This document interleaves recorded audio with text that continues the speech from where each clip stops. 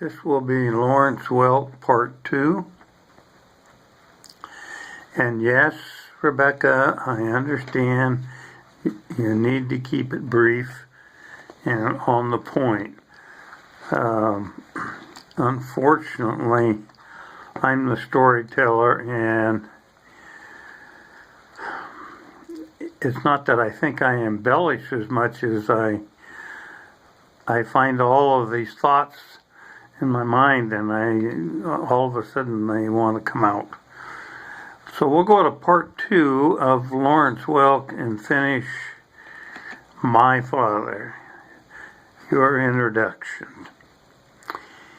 As I was about to say, I recall one evening when Lawrence Welk was on.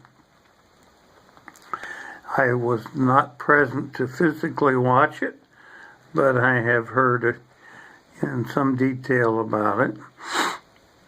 It seems that Lawrence came on at the wrong time and made my father mad, upset, whatever, because off came a shoe, and that shoe went across the room and dead smack into the middle of the television set.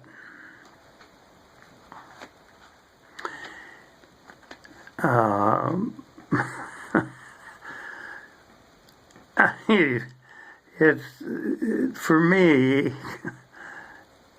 it's truly a memorable experience because I can completely visualize this very mild-mannered, never got mad, help anybody, a true gentleman, all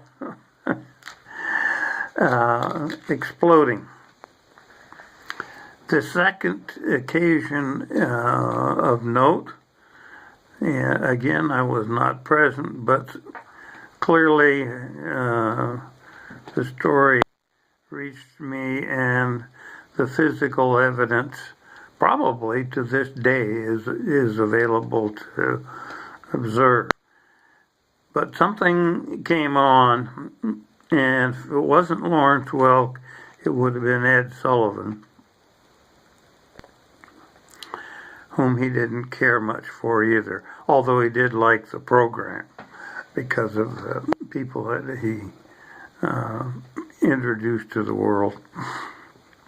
Anyway, somewhere there, something clicked, and he reached into the gun cabinet next to him. His chair sat parallel to the gun cabinet. At that point in time, we had a large collection of guns, one of which was a 357 Magnum pistol. So my father took that pistol out, loaded it, and was mad, and put a bullet right through the floor. Now, couple things. One, I don't know what possessed him, really. I suspect, I have my suspicions, but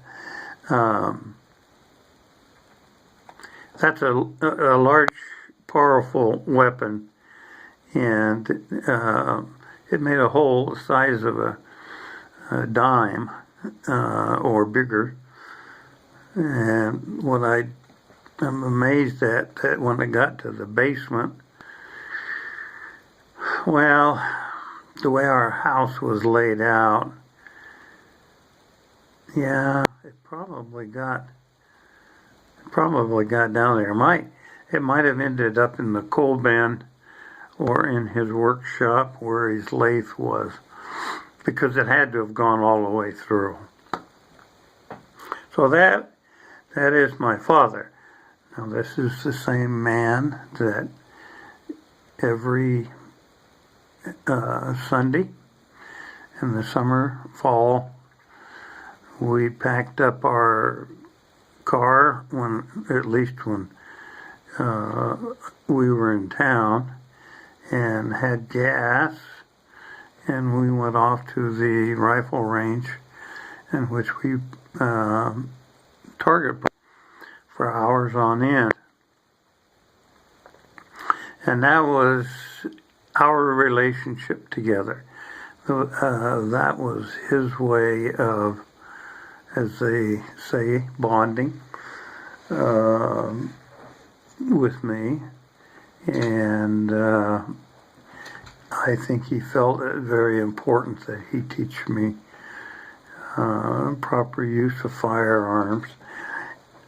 And more importantly, I think he wanted me to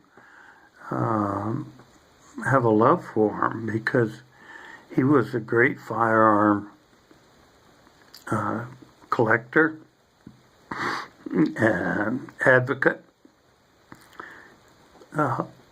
Don't cringe, but he belonged to the National Riflemen's Association.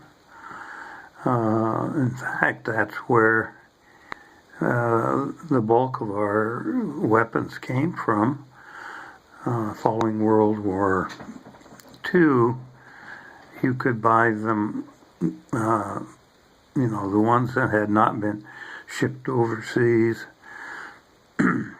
directly from the government. And they just came to the house in a big cardboard box, and they were full of grease, and they were packed in grease, and clean them, put them together in some instances, and you had yourself a rifle for a very small amount. This has reached 7 minutes. That means it's time to go on. So now you've seen him no doubt at his worst, and perhaps at his best, because he was a very attentive and kind father, whom I know very little about. I'm not sure I could describe to you his frustrations, his ambitions, his goals, his desires in life. We'll have to come back to him later in time as we kind of move forward here, but I think he was frustrated. He should have been an engineer or a scientist. He was a very brilliant man, and I'm told that by my mother that his IQ ranked in the genius class, which clearly didn't pass down, but oh well.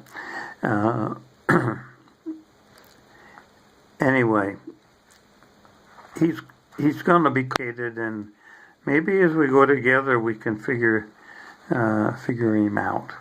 So I'll end this one. It's long enough, and I'll wish you a good morning, and I'm going to try to do a couple more this afternoon if possible. So, carpe diem.